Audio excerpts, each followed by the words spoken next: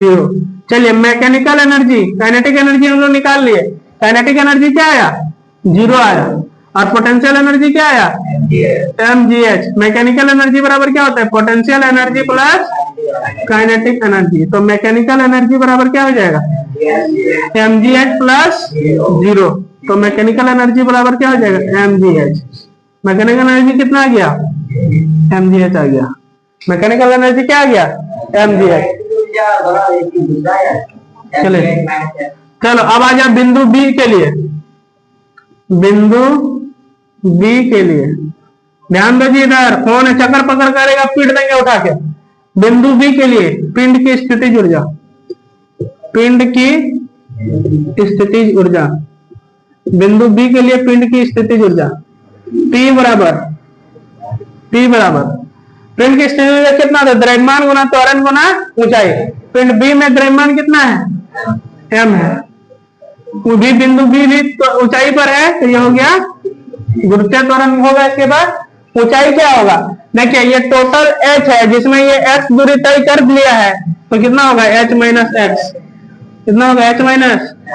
ये चीज किसको समझ में नहीं आया?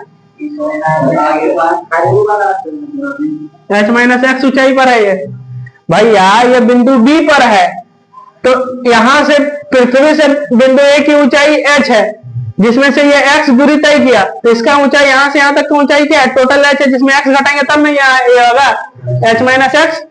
तो ये कितना दूरी पर है? पोटेंशियल एनर्जी कितना गया? m गुना g गुना h माइनस एक्स। कोई दिक्कत है? ए में कैसे आएगा यार? हम पिंड ए के लिए यहां से यहां तक की ऊंचाई कितना है? h है ना।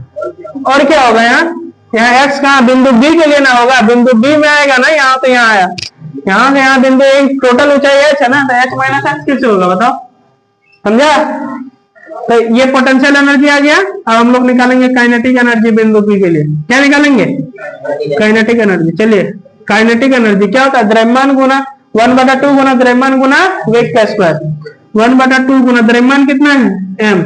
वेग क्या है? यहाँ पे बिंदु बी पर वेग क्या है? v' है। बिंदु बी पर वेग क्या है?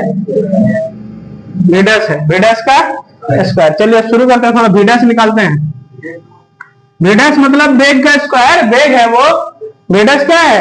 वेग है। बिंदु बी पर वेग, बिंदु बी पर वेग क्या है? v' है।